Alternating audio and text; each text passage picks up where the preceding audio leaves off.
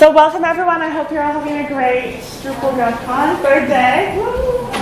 I'm going to talk today about how to get content editors to love Drupal.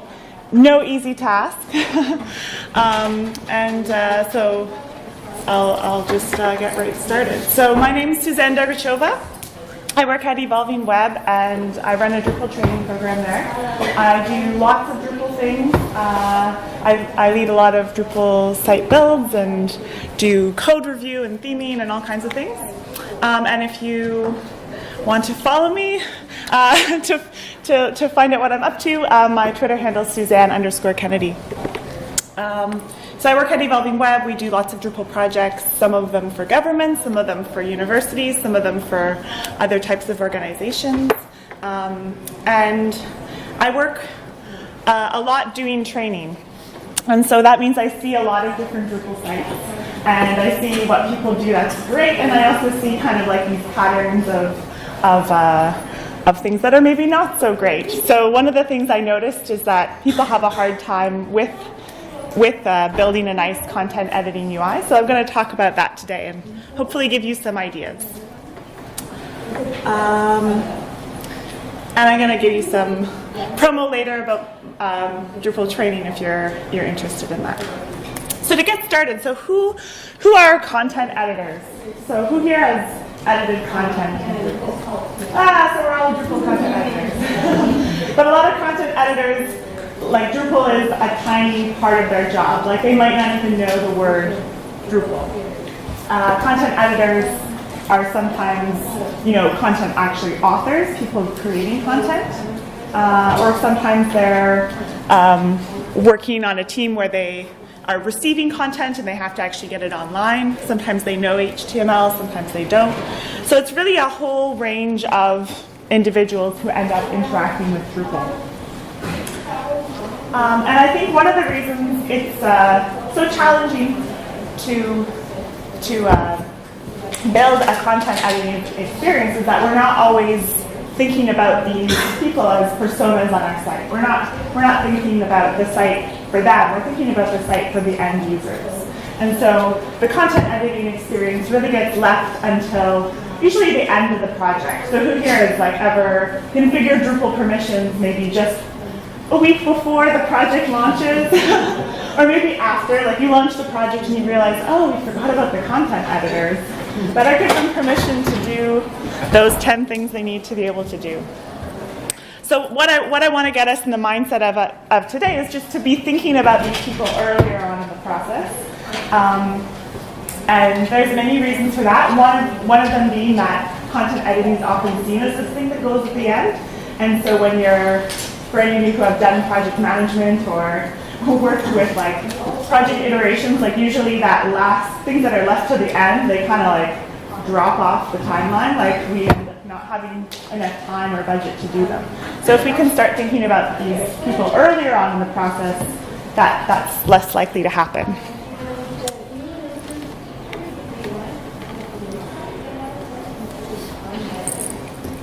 So some goals for the content editing UI. So these are kind of high-level things that you can kind of apply to any interface that you're looking at. When we're building a Drupal site, we're actually building the UI for content editors as we create the site, and so we need to be thinking about these things throughout that process. So first of all, building familiar terminology.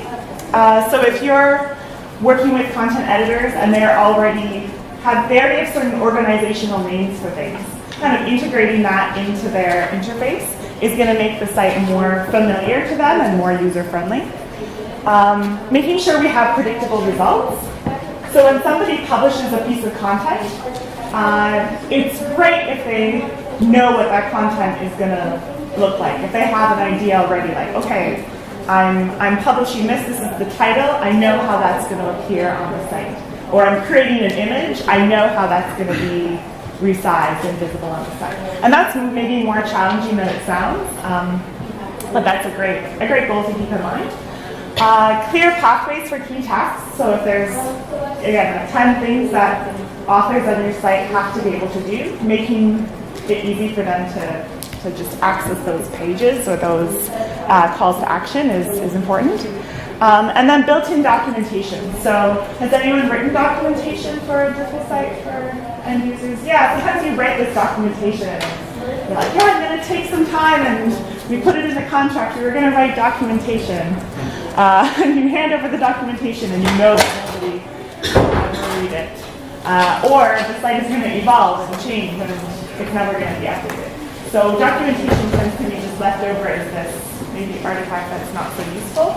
So as much as possible, if you can build your documentation into the Drupal UI, then you no longer have this external document that is less useful.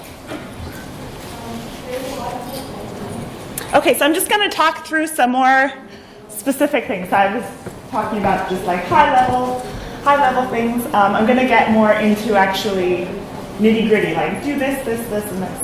But maybe before I jump into that, I just want to get a sense, like, who here is a Drupal site builder? Like, you're actually configuring Drupal sites? Are there any, like, UX, UI kind of design people? Who are the rest of you? You're business people? Content editors? Any content editors here that's, like, their main job? Oh, okay. Okay, cool. So you can take notes, like, I'm going to ask for this awesome thing. Great. Okay. Okay, so language. So, all right, I know we're in the US, so we think about English mostly, but sometimes we build websites in multiple languages. And Drupal 8 has this amazing feature for multilingual sites, where you can set the language of each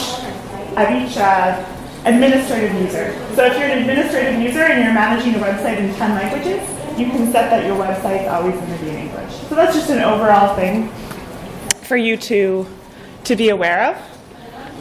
So you can start off with the site at least in the right language. What are we at? Theme. So how many of you have done any theming? There was a theming session here before, so maybe you just stuck around. So the Drupal admin UI for Drupal 8, we have what's called the 7 theme. So if you just install Drupal, you get this theme on the box. That works pretty well for editing content. But, you know, the back-end theme here is just as flexible as the front-end theme. So if there's things that you need to change about what this looks like, or you need to move things around on the page, there's no reason you can't do that. It's the same exact system for themes on front-end and back-end. So you could create a sub-theme of this theme and completely change the UI. So if there's things that you can do to sort of emphasize important content or just rearrange the layout to make it easier for people to use, that's a really great option that you have. So when people are entering into a Drupal site as editors, they're often presented with like the first kind of page that they see. And by default in Drupal, it's what is it? It's the user profile page, right? You log into the site and you see your user profile page. But as Drupal site builders, there's all kinds of other interfaces that we can present to users. So dashboards and views are these types of interfaces we can build. So the default way that users are probably, or authors are probably interacting with content, it's through this content overview page. And if you were using Drupal 7, you know, there was also a content overview page. This is a lot better already, built into Drupal 8. We have exposed filters. This is actually a view of content. And this page is super flexible. You can actually go in and change what appears here in these columns. You can change the filters that are up there at the top. And so if you're looking at content and you know that there's certain things that users are going to want to filter by, you can build that into this UI really easily. So just like you can build in Drupal really nice content organizing views on the front end, you can also do the exact same thing on the back end for your users. Now this is just one page, right? When you typically install Drupal, you've got this one content page, and that's it. So users are looking for content, they've got to come here. But it's possible to build out multiple pages like this. So let's say you have a website and you're managing 3 main content types, plus maybe a bunch of other supplementary ones. So you could actually just build out 3 pages like this for those content types and highlight the taxonomy that they use here to make it easier for others to filter. And that's really going to maybe help them understand the content of the site, the content structure, and also be able to find things that they're needing to. So again, like Drupal is a system that's built to manage any kind of content. So the content overview page doesn't know about your content, but you do. So you can customize this very easily. And if you haven't worked a lot with views, views is the system for managing, what content is listed here, and you can easily take it and clone it and add another tab up there at the top. So instead of just content, you could have content and then press releases and whatever other content types were important to you. So just a bit of an example of that. If you've got recipe content, if you have an awesome recipe site, you could really customize this for that content. So you can sketch that out and figure out what makes most sense. You can also go in and add links here. So instead of just having a link at the top, like here we have a link to add content, maybe you want more specific links, calls to action to create specific types of content, and that's something that you can put in. So every page in the back end of Drupal, you can place blocks on these pages. So if you're building out the front end of the site, you know that you can place blocks and have a lot of flexibility over the display. So exact same thing is available here.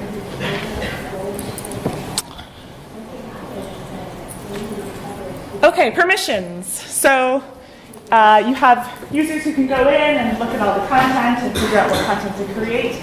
And a lot of, obviously, the content editing UI is built around content, but there might be a handful of other things that users should be able to do. Out of the box, Drupal just gives us a couple user roles.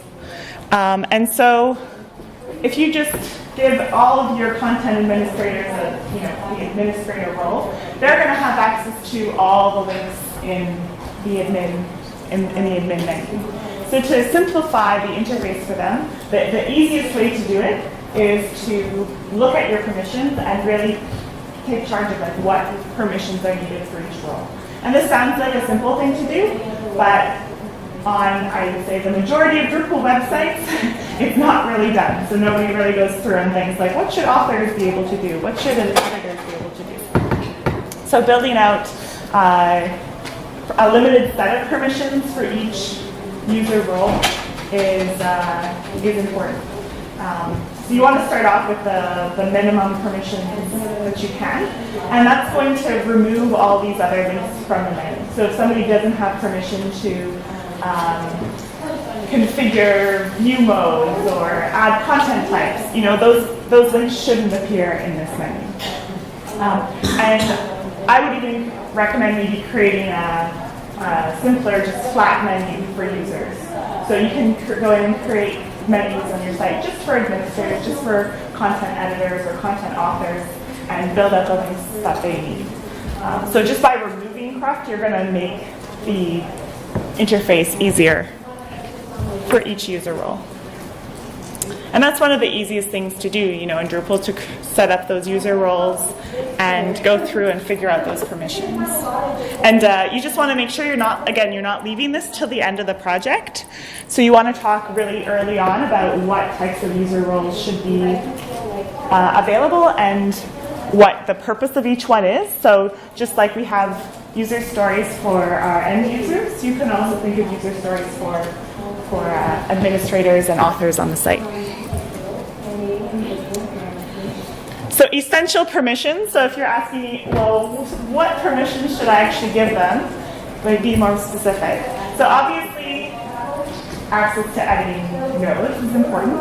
In Drupal 8, there's other types of content besides just nodes that users or authors will probably need access to. So things like blocks on the site, they might need access to edit. And that can be a challenge, block editing, because there's just a single permission in Drupal 8 for administering blocks, and that includes editing the content and also placing the content on the site. And you might want to give your authors permission to edit some of that block content, like be able to edit this nice call to action banner on the homepage that's a block, but maybe you don't want to give them permission to move that block around into other regions. So there's a couple modules you can use that will help you with those block permissions that will add more flexibility. So there's a block content permissions module, there's a block access module that's under development for Drupal 8, and those are going to help quite a bit if you need more flexibility there. Adding items to the navigation, obviously, menu management, text formats are really important. We're going to talk about that more specifically. Managing taxonomy, managing media. So media is also a huge content thing. Web forms, if you've got web forms on the site, that's a more kind of advanced UI that you might have to give them. And then block placement's kind of a tricky one. So the thing about block placement, if you've been, if you're up to date on your Drupal 8, you've probably heard about configuration management. Who here has used configuration management? Or you maybe went to see the session yesterday. So configuration management is basically a way of saying, okay, there's content and configuration, and they're really separate in Drupal. So if you're updating content, you're usually doing that on your live site, like you're going in and publishing content. But all the configuration of the site, like what content types you have, what kind of views you're displaying, all these permissions things I'm talking about, all of that configuration should normally be edited in a development environment. So you're not going in and making updates to how the site works on your production, right? Nodding heads. Everyone's with me? Okay, so block placement is one of those things that is actually part of configuration in Drupal 8. But we tend to think of it as something that people can do on the live site. So if you're giving the people administering content on your site permission to place blocks, you just have to be aware that you're giving them permission to do something that's kind of in the configuration zone, and you'll have to figure out how to manage that between your development side and your production side. So that's just a flag to put out there for you. Also, if you're using panels, does anyone like the panels module? Yeah, panels. You get to move things around. So that's another thing where a panel is actually like kind of like a template for a landing page. It's often used for that. And so when you're creating a new panel on your production site, you're creating a lot of content and filling that in, but you're also configuring the layout of that page. So it's sort of this hybrid of configuration and content. And so those are the types of things you might want to flag and say, okay, we're giving authors permission to do this. We have to make sure we have a workflow so that their changes don't get overridden. But normally you want the permissions to kind of line up with what should be edited on, obviously, the live site. Quick question. Yeah. Control, like, for example, that this set of users can only, or authors can only create content using this subset of the taxonomy, and this group over here use another subset because they're creating content maybe for a brand or for an organization. Oh, that they only have access to certain taxonomy terms? So they don't go wild and tag it with everything? Yeah, so the easiest way to do that would be to break up the taxonomy terms into different vocabularies. Okay. And then it would be easier to give users permission to only edit certain fields as part of that content. Yeah, so if you're ever looking at trying to say, okay, these set of users only have permission for these fields, that's something that, there's modules to do that, but it's really, really easy to do that with custom code too. So if you have a developer working on the project, that's something that they could help you with. So I'm going to move into content types. So content is obviously at the core of most Drupal sites and also at the core of content editing. And so if you're the one coming up with the information architecture for the site or actually building out the content types, you want to start thinking about those content editors at this point when you're creating the content types.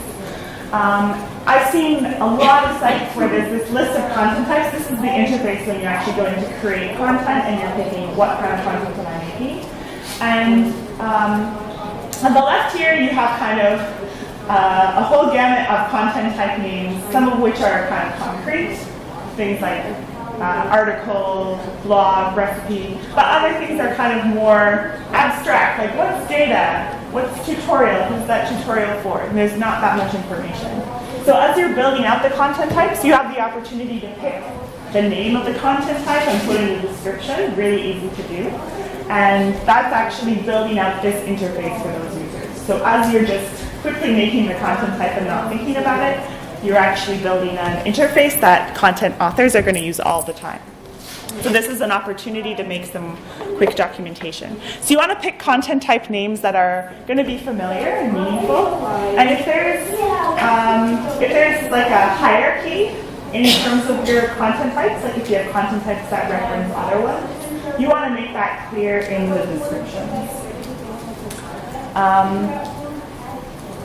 If you're actually the one architecting the site, you also want to keep in mind that content types should be used for pieces of content that are going to be individual pages on the site. And so if a content author is creating a new piece of content, they're actually creating something that lives at a URL that's going to be available on the site. In the past, like in Drupal 6, Drupal 7, people used node content to like model other things that were just kind of snippets of content that appeared within other content. And now we have other tools for that. So things like paragraphs, things like blocks. You can use those to build out content that's just kind of living on another page. So I think if you make this distinction between what's a content type or what's a node, what's a piece of content, and what's a block or a paragraph, it's going to be easier for your content editors. Okay, so once we get into each content type, we've got fields. And fields present a whole gamut of options for setting up the field UI. So every time you create a field in Drupal, you have all these options for what kind of widget you're going to display. The widget in Drupal 8 is the word for the form element for the field. So if it's an address field, it's like the select where you choose the country and the state and you put in your zip code and all of that. So that's the widget, and sometimes fields, different types of fields have different widgets you can pick. And when you're picking the widget, you're actually creating the interface for content authors. So that's a really important choice. You can add help text, you can make fields required, which is going to help content authors know, like, if I don't put this in, it's not going to look right. Simple thing, but easily overlooked. Default values can be helpful in certain cases, and then just the order of the fields too is going to influence how the user thinks about the content. So one example of picking the right widget is these 4 options here.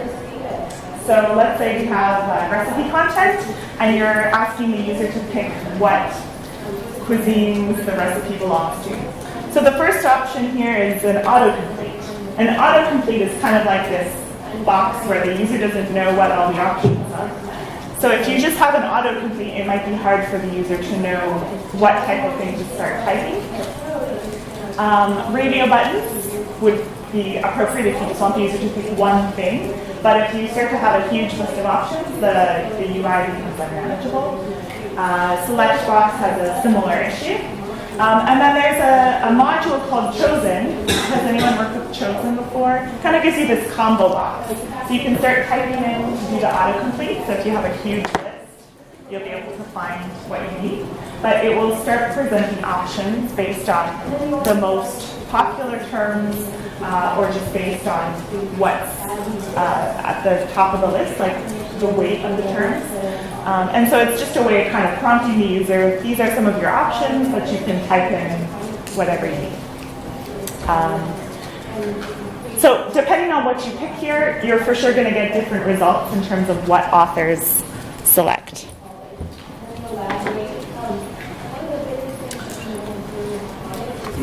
So like I said, when you're choosing the widgets, when you're choosing whether things are required or have help text, that's building out this whole interface. You have a lot of control in Drupal as to what this interface is going to look like.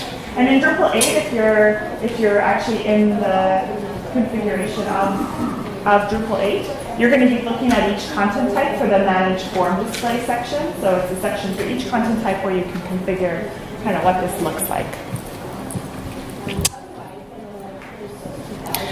Another module that you can look at that could be useful on this page is the Field Group module. Has anyone worked with this before, or Field Group? So it's just a simple module for grouping fields together. It collects a set of fields and will put them into a section of the node editor. So this advanced settings is a field group, and when you're creating the field group, you can pick what kind of HTML it's going to make. So this is actually a details element. It's a new HTML5 element that you might not have used before in HTML, but basically it's providing a collapsible box for the content to live in, and it doesn't have to use any JavaScript. It's just open or closed depending on the attributes of the HTML. So it's really simple. Not going to like slow down your page or anything. It's just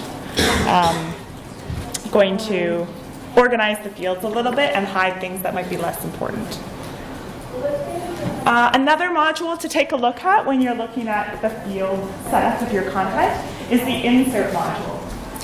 So one thing that you often come across in content management is that the people building the site, like me, the site builder, I want images to be a separate field, right? Does anyone agree with me? It's nice that images are a separate field, because then when you're actually displaying the content on the site, you have a separate field that you can resize the image, you can decide where the image is going to appear. So in a list of content, you can make it really interesting and attractive. But content authors, or some content authors, I'd say, like to put images into the body text. Has anyone come across this?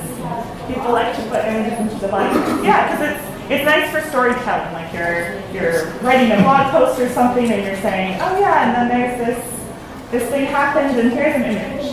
So the insert module kind of gives you the best of both worlds in a way. So it provides basically just this interface for your image field so that you can put the image into the body. So you can both have the image as a separate field and allow the author to highlight that in their longer body text.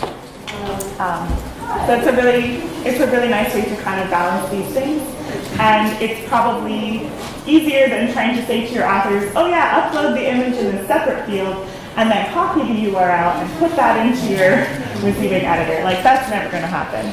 So this just makes that whole process a lot easier. And then I could talk all day about modules for to kind of make the field UI a little nicer, but there's a whole series of modules out there for field types. So if you're creating, for example, video content and you've got videos posted on YouTube or something, you can use the video embed field module, and that's going to, instead of having the author add a whole embed code from YouTube and put it on the site, it just gives them a simple field where they can put in the URL to a video, and then that's going to be processed and turned into the video itself. So just little modules like that are going to streamline the process for creating fields can really help your authors. And in Drupal 8, there's a lot more field types built into core, so things like dates and links and email addresses like that you can all create just through Drupal's core field types. And using the right field type just means there's going to be maybe some validation to make sure that the field content is appropriate.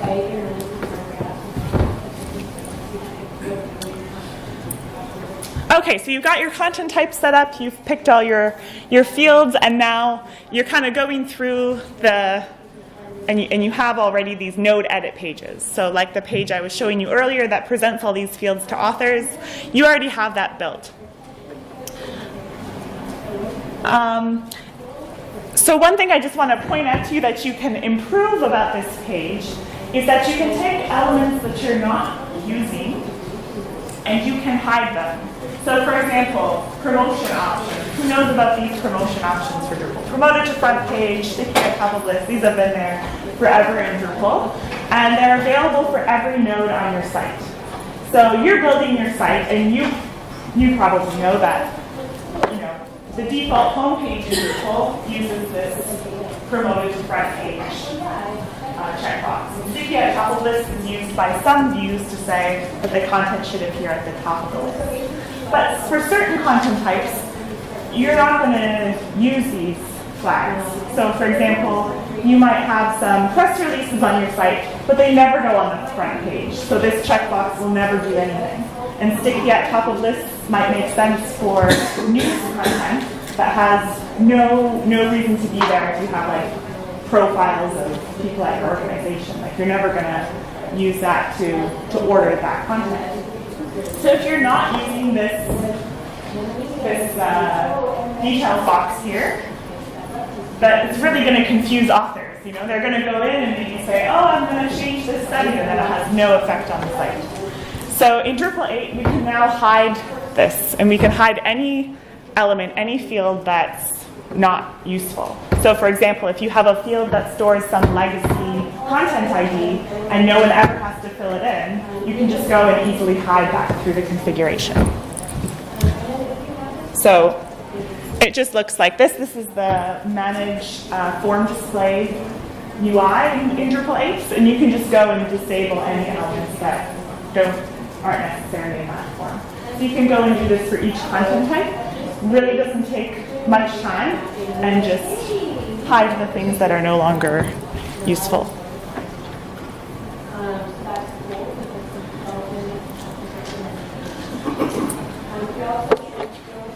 Okay, so I'll talk a little bit about text formats and WYSIWYG editors. So everyone knows that WYSIWYG is built into core in Drupal 8. Woohoo! This is good news. Some of you are less excited. So WYSIWYG editors are great, but they're also kind of terrible. Kind of scary, like, what kind of HTML is going to come out of this thing?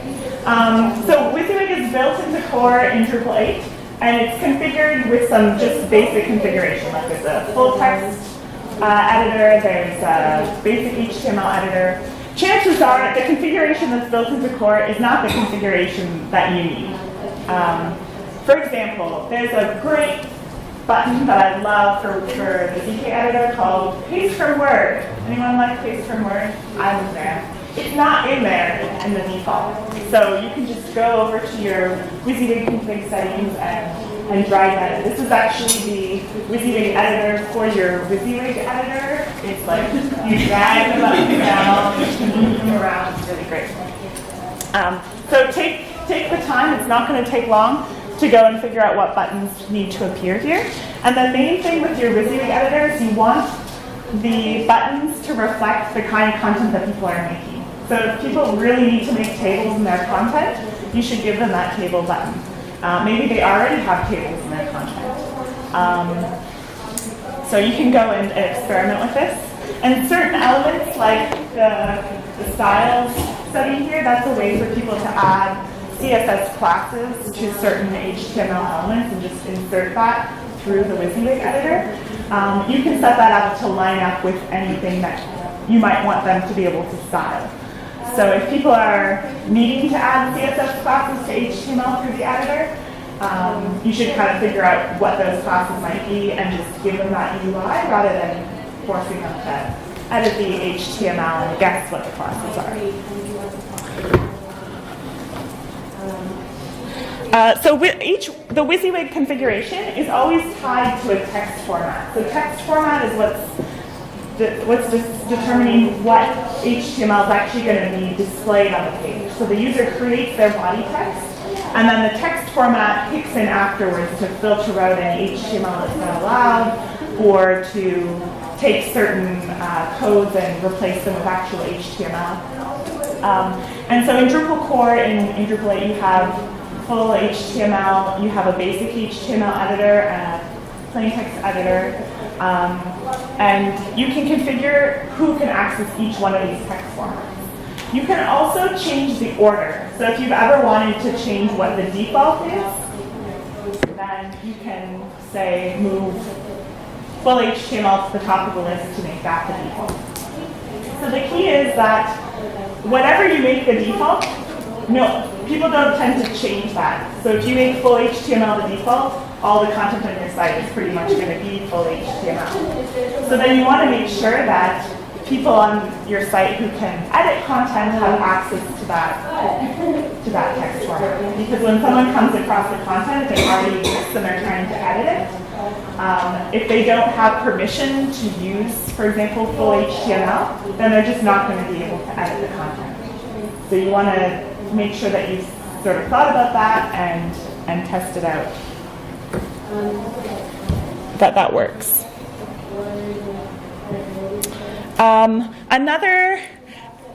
So Drupal 8 comes with the CK editor built into core, and it's possible to add buttons. Actually, fairly simple to add buttons to the CK editor. There's a plugin system for that.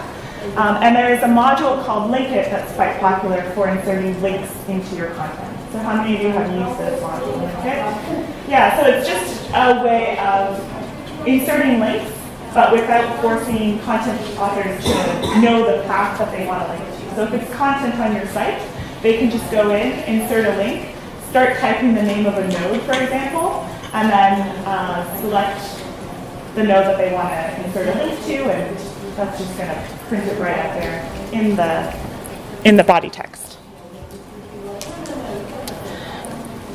Another thing that we run into sometimes in the WYSIWYG editor, or sometimes just for separate image fields, is that we want to allow users to reuse images that they've uploaded to the site.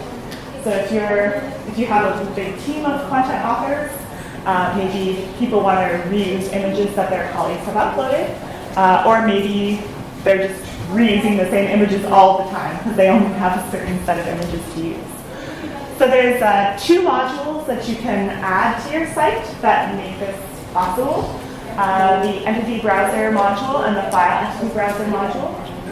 And with these you basically create, instead of just having an upload link for adding new images, you have an upload link, and then you're also able to reuse images that you've used. So the browser looks a little bit like this. You can search, you can select the image you want to use, and then instead of re-uploading it, it just references the original image. So again, Entity Browser, and then the File Entity Browser is what actually makes this work for files on your site. Previews. So part of the whole content editing interface is you can go and you can save content, but there's also that preview button. So in Drupal 7, I know a lot of you are probably still on Drupal 7. Did anyone use preview for Drupal 7? Yeah, I'm seeing some, like you want to boo, but you're too polite. Yeah, so it wasn't that great because it didn't even use your front-end theme, so you really weren't previewing anything. So give preview a chance for Drupal 8 because it's a lot better. When you click preview, you're actually going to see your content presented on the page. And the default is that it's going to show you what it looks like on the node page, like on the main URL for the content. But there's also a view mode option up at the top where you can pick if you want to see the teaser version or maybe some other version of the content you've set up. That may or may not be useful.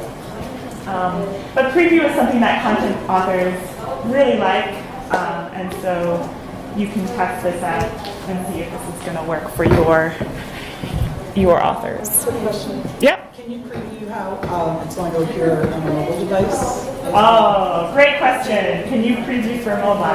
I do not know of a way to do that easily. Like that's not a default thing. But I was thinking about this recently. Does anyone know? I mean, other than just saying, hey, all you content authors, add this Chrome extension that will show you what this looks like on mobile. Does anyone know of a Drupal thing for this?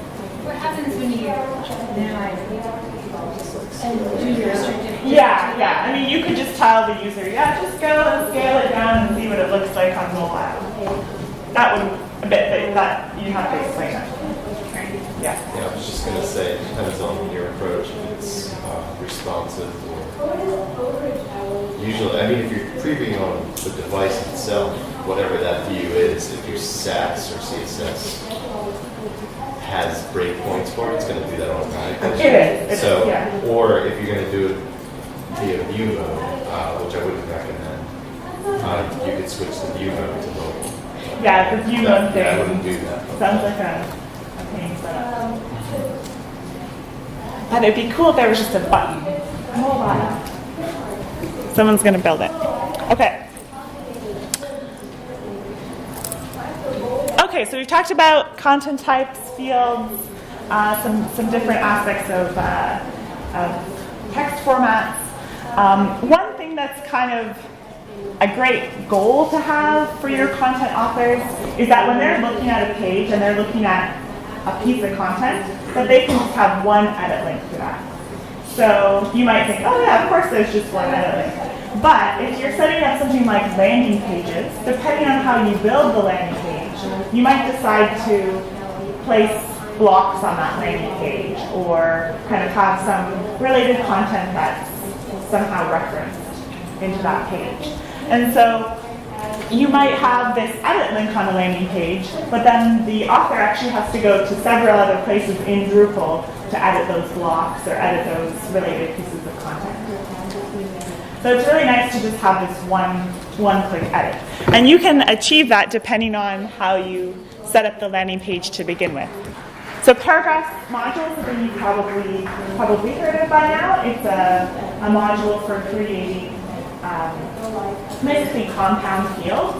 So instead of just having field after field after field, you have these bundles of fields that you can attach to a piece of content. So on a landing page, you might want to have several calls to action. Each one has an image and a title and a link. And so it's possible in Drupal 8 to build out a landing page content type that just has these attached paragraphs to create those calls to action.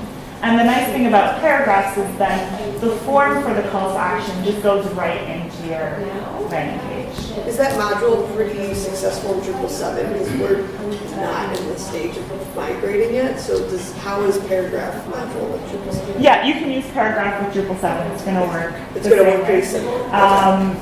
I'm not sure if there's any real issues with it for 7, but I haven't heard of anything major. That's great. So, yeah. I know this at your other talk, but I just want to make people aware that paragraphs module is really awesome, but there's some issues with use compatibility. So if you're going to go down that path, just be aware that there are some core issues that are preventing it from playing nice and Good to know. Yeah. So if you're going to display your calls to action on a landing page, you can probably do it just with fields, but if you're using paragraphs or maybe more advanced things,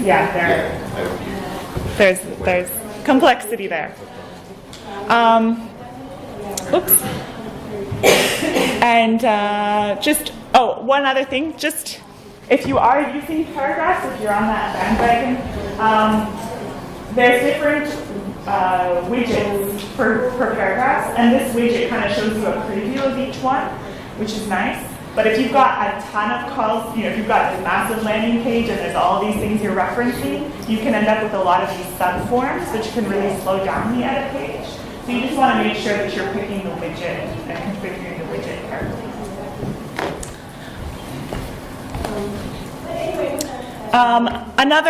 Another option, so if you have landing pages where you're displaying blocks are nice because they're reusable. So if you had some block that you wanted to display on a whole series of landing pages, you might use a block for that. But blocks have this other interface for editing them, right? You go over to structure, block layout, and that's where you can manage your custom blocks. And so one module you might consider using is inline entity form, which actually adds a form for editing other referenced content through the content type itself. So if you're editing a landing page and you want to embed this block, like a featured recipe or something, you can go in and just say, okay, I want to add a new block. And you can either add one or you can reference one that already exists.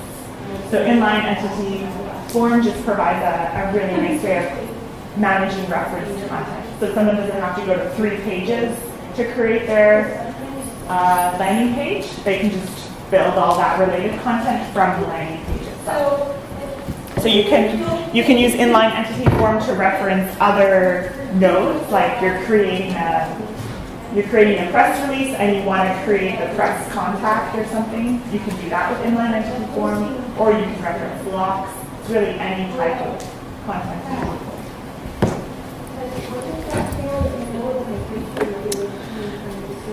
And just so you're aware, there's a couple modules. These have been experimental modules. I believe that they are coming out of being experimental into being full-fledged core Drupal modules.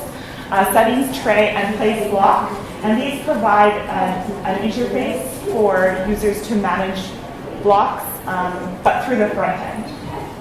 So if you find the block layout page kind of clunky and you want content editors to feel a little bit more at ease with it, something a little bit more like Panel's in-place editor, then you can try these modules. So they're in Drupal 8, they're in core, and again, depending on the version of Drupal 8 that you're using, they're either in the experimental section or they're soon going to be not in the experimental section. So you can try those out.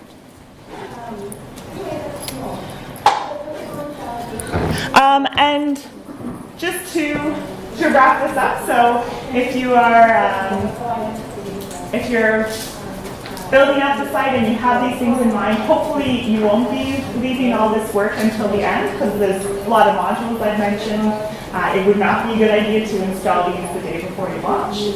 But at the end, if you have time to actually test that content editing experience, it can be really useful. If you don't have like the budget to do this as a separate thing, to actually go and sit down and watch users, you can do this as part of training. So if you are taking the time to train content authors, you can sit and kind of show them, like, here's how to do the top things you need to do, and then watch them do their job for, it doesn't take long.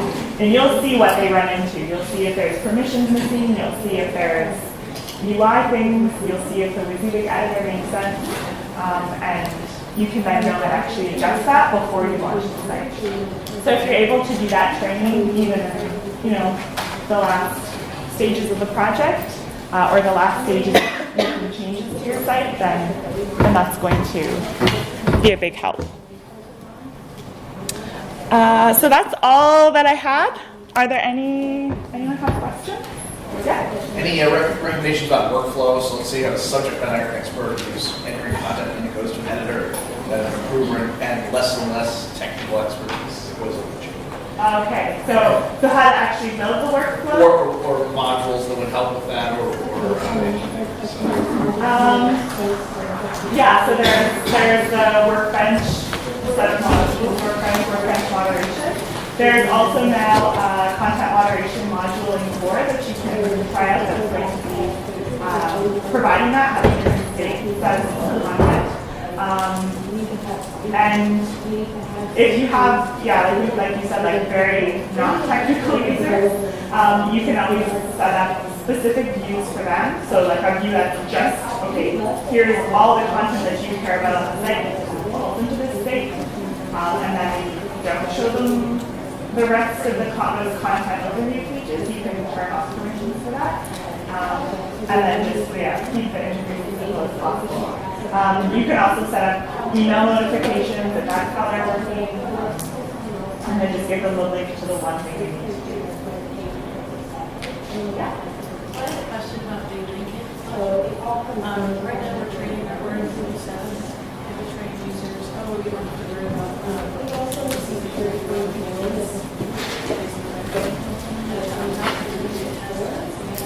every widget has that.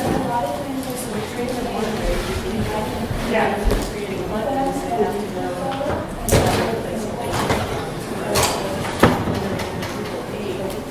Link it or somehow, like, that module doesn't make it site-wide. Yeah, Linkit should work. You can configure Linkit. There's a lot more configuration than you might think. So you can set it up so that it can reference any kind of content URL. In terms of referencing other things like views or other pages on your site, it may not do that. Any recommendations for media management, helping authors find PDFs and images if you're part of a huge agency and you want to restrict it searching Yeah. to your little part of the problem? Great question. So the way that the browser module works, the entity browser, file browser module that I showed you, there's actually views in there. So that browser interface is a view. So it's possible to modify the view. It's possible to change what content, what filters are available there. So that's something that you can customize. Like maybe view by taxonomy. Absolutely, view by taxonomy term would be great. Yeah. What are your thoughts on too many content types? Too many content types. You have too many content types, that's my thought. Yeah, that's a tricky one because you want to balance, like I told you some very conflicting things that you might have noticed. I told you should have fields that are required because then it's very clear what you need. But at the same time, if you have too many content types, it's overwhelming.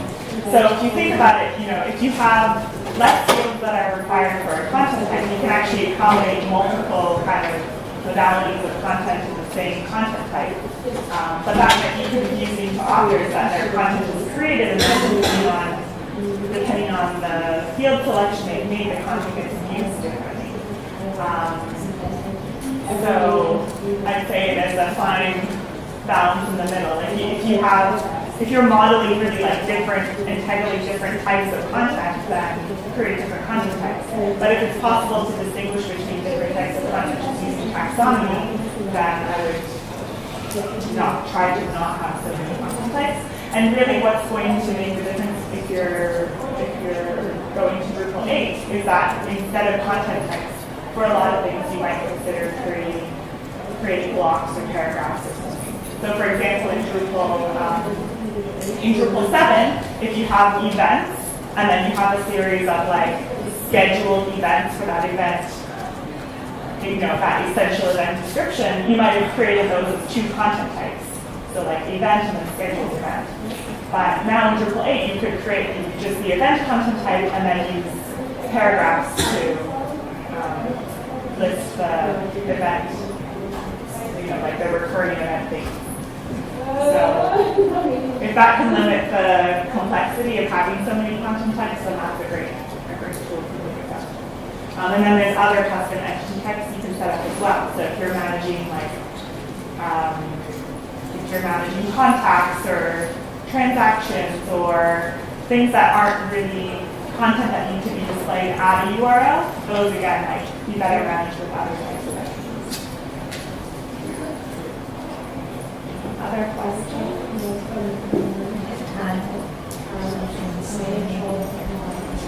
Okay, yeah, so if there's any other questions, you can come talk to me. I have a booth outside. I still have some info and some coupon codes for my upcoming trainings that I'm doing in DC and online at the end of the month. And yeah, come talk to me about any questions you have, and thank you so much for coming.